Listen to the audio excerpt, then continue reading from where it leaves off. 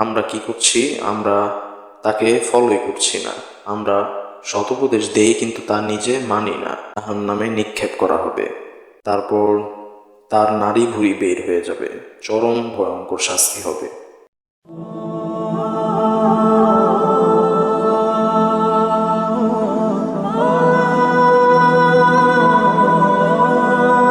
আউযু বিল্লাহি মিনাশ শাইতানির রাজিম। বিসমিল্লাহির রহমানির রহিম। আলহামদুলিল্লাহ, আজকে আমরা জানব যে অন্যকে উপদেশ দিয়ে নিজে না পালন করলে কি হতে পারে সে বিষয়ে জানব। ইনশাল্লাহ ভিডিওটি উপকারী হবে খুবই। আপনারা ধৈর্য ধরে দেখুন, কাজে দিবে ইনশাল্লাহ।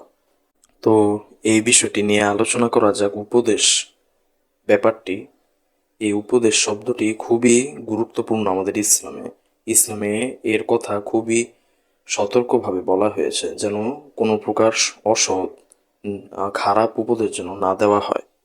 যেমন ইসলামে উপদেশ, সৎ উপদেশ নিয়ে সবচেয়ে বেশি গুরুত্ব আরোপ করা হয়েছে। বিশেষ করে আমাদের পবিত্র কুরআন শরীফ থেকে বর্ণিত হয়েছে সূরা বাকারার আয়াত নম্বর 44 থেকে যে তোমরা মানুষদেরকে ন্যায়ের পথে পথিত করো, কিন্তু তা নিজেরাই ফলো করো না, নিজেরাই মানো না। অথচ আমরা বই পড়ি, কিতাব পড়ি, তা থেকে শিখে কিন্তু কোনো কাজে লাগাই না, শুধু পড়েই রেখে দিই। ওটা বাইরের জগতে কাজে লাগাতে পারি না। তো এটি একটি মারাত্মক গুনাহ। এর মাধ্যমে অবশ্যই আমাদের পরকালে শাস্তির মুখে পড়তে হবে। তাই এরকমটা যেন না হয় সে কথা বলে দিচ্ছি। তার আগে আরো কিছু বলে নিই। যেমন উপদেশ দেওয়ার মেইন উদ্দেশ্য হচ্ছে মানুষকে পছন্দনীয় বিষয়ে উদ্বুদ্ধ করা, খারাপ বিষয়ে না। আর এই কারণেই আমাদের প্রিয় নবী হযরত মুহাম্মদ সাল্লাল্লাহু আলাইহি সাল্লাম বলেছেন, তোমরা ততক্ষণ পর্যন্ত মুমিন হতে পারবে না ততক্ষণ না পর্যন্ত তোমরা নিজেদের জন্য যা পছন্দ করেছো তা তোমার ভাইয়ের জন্য পছন্দ করো।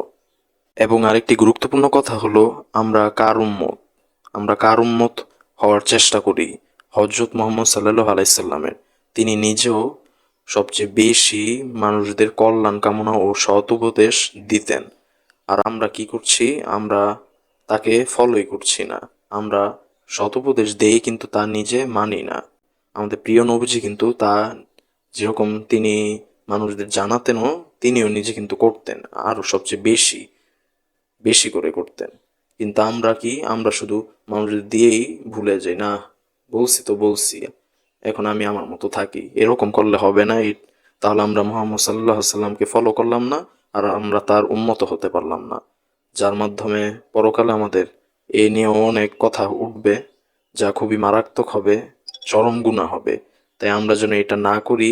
আমরা করব কি? বেশি বেশি আমরা মুহাম্মদ সাল্লাল্লাহু আলাইহি সাল্লামকে ফলো করব। মানে তিনি যেমন মানুষদেরকে কল্যাণ কামনা ও সৎ উপদেশ দিতেন এবং তা মানতেন, আমরাও এরকমই সৎ উপদেশ দিলেও তা আমরা নিজেরাও যেন মানি। যদি না মানি তাহলে কোনো কাজে আসবে না।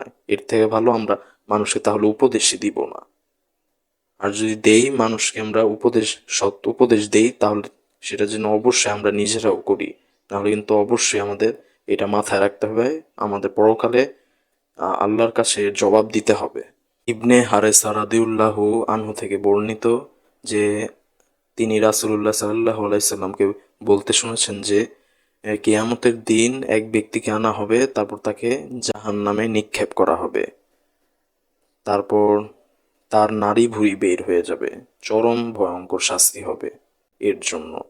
তারপর সেখানকার জাহান্নামীরা তাকে দেখে বলবে, ও হে অমুক, তুমি না সৎ উপদেশ দিতা, খালি মানে মিথ্যা এগুলা থেকে না দূরে থাকতে বলতা, আমাদের অসৎ কাজে না বাধা দিতা, তো আজকে তোমার এই কি অবস্থা? তারপর সে উত্তর দিবে যে হ্যাঁ, অবশ্যই আমি উপদেশ দিতাম, সৎ উপদেশ, কিন্তু আমি তা নিজে মানতাম না।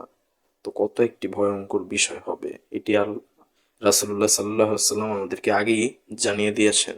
তাই আমাদের অবশ্যই এই বিষয়টাকে মাথায় রেখে অবশ্যই সৎ উপদেশ বা কোনো প্রকার উপদেশ দেওয়ার সময় বিষয়টাকে মাথায় রাখতে হবে যে আমরা পরকালে আল্লাহর সামনে উপস্থিত হব। এই নিয়ে কিন্তু অবশ্যই আমাদের কথা উঠবে। তাই আমরা যেন ভেবেচিন্তে সব কাজ করি। আলহামদুলিল্লাহ, তো আমরা আজকে সৎ উপদেশ কিভাবে দিব, প্লাস আমরা এটা নিয়ে সতর্ক থাকব, এই সম্পর্কে জানতে পারলাম। খুবই গুরুত্বপূর্ণ একটি বিষয়। আল্লাহ পাক আমাদের সেই তৌফিকটা দান করেছেন, আমরা শুকরিয়া আলহামদুলিল্লাহ বলি। এবং আমরা এখন এখান থেকে যা যা শিখলাম সেই অনুযায়ী যেন অবশ্যই আমল করতে পারি। আল্লাহ পাক সেই তৌফিক আমাদেরকে দান করুক। সকলে বলি আমিন। আসসালামু আলাইকুম ওয়া রাহমাতুল্লাহি ওয়া বারাকাতুহু।